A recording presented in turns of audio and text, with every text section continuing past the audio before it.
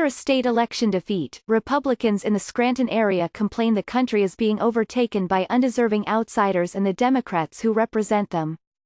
Old Forge, PA. The news came at 9:41 p.m. Tuesday. Frank Scavo III had lost. Again, Mr. Scavo, a perennial candidate running for the Pennsylvania legislature on a platform of ending property taxes, was trounced by a Democratic newcomer, Bridget Malloy Kozierowski, the first woman to represent the Scranton area district in decades. Initially, Mr. Scavo and about 30 supporters sounded conciliatory at their election night party, praising Ms. Kozierowski for a hard-fought campaign. But soon, after they downed the last pitcher of light beer, the discussion took a darker turn. Many of Mr. Scavo's supporters were upset that he had drawn significant negative attention for his series of bigoted Facebook posts over the past 4 years, including ones that painted Muslims as infidels and others that promoted conspiracy theories like Pizzagate, the false story that Democrats ran a child sex trafficking operation out of a Washington pizza parlor. "Democrats are rats," yelled Mr. Scavo's wife, Karen, a local hairstylist who had started crying.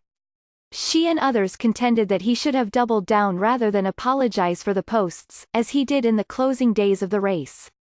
"I'm furious," said Laureen Cummings, an Old Forge resident who is also a county commissioner.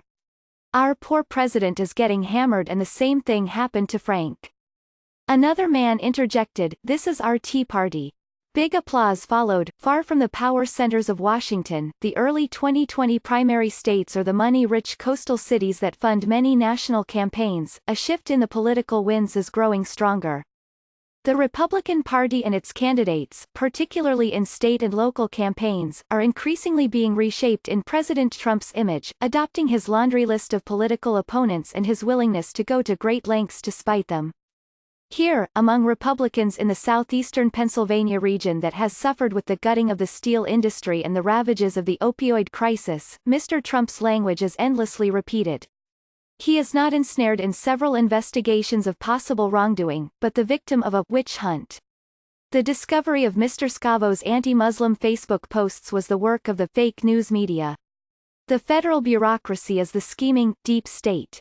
But the most common reflection of Mr. Trump's brand of grievance politics, and the reason Mr. Scavo's loss was treated as an existential threat in that Old Forge banquet hall, was the pervasive belief that the country is being undermined by undeserving outsiders and the Democrats who represent them. In conversations with Mr. Scavo and his all-white supporters, this was not a race-blind anxiety, but a conscious fear around what they see as the replacement of traditional, white American culture. The message was constantly amplified by ominous reporting and commentary from conservative, pro-Trump media outlets. Thomas Bremer, a 67-year-old Vietnam War veteran and notary public who lives in nearby Oliphant, said America's current course was akin to a shaking roller coaster where no one knows what's going to happen. "I'm scared for our children because of what's coming with socialism," Mr. Bremer said. "We're a big country, but we're being swallowed by people coming in." In recent weeks, prominent supporters of Mr. Trump, such as the Fox News personalities Jeanine Pirro and Tucker Carlson, were widely criticized for comments that questioned the patriotism of Muslims, demeaned Black Americans, and warned that continued immigration could permanently disrupt America's social order. But to many in Lackawanna County, which has long trended Democratic but only narrowly went for Hillary Clinton in 2016, such feelings are integral to the worldview of local Republicans. In Old Forge, the region's most conservative bastion best known for the unique rectangular pizza slices it developed to serve to nearby miners, the sentiment is widely popular. The community's mayor, Robert Legg, is currently embroiled in scandal after he posted on Facebook that the New York governor, Andrew M. Cuomo, the House Speaker, Nancy Pelosi, and the Senate Minority Leader, Chuck Schumer, are treasonous and should be shot.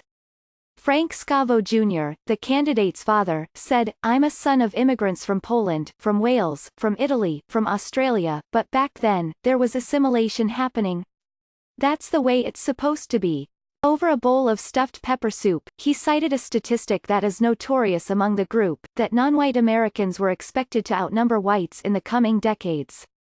The Census Bureau says by around 2045, the older Mr. Scavo said America was a product of Western civilization and that the changes could threaten that legacy.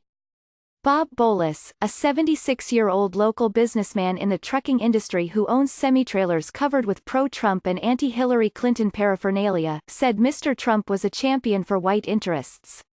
Mr. Bolus voted for Barack Obama in 2008, but said he became enraged when Mr. Obama weighed in on issues of racial bias among law enforcement.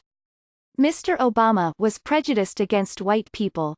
Mr. Bolus said, "Trump has put the reins on the horse." Like others, he mentioned a 2009 incident in which Mr. Obama took issue with the police conduct in the arrest of the Harvard professor Henry Louis Gates, who is black. Mr. Bolus said it was a turning point in his personal politics. The statements reflect the continuing push and pull among national Republicans, who have wrestled with how to deal with such overt appeals to white identity, particularly in the era of Mr. Trump. The Republican National Committee and its affiliates have long insisted that they remain a big tent, open to people of all races and backgrounds.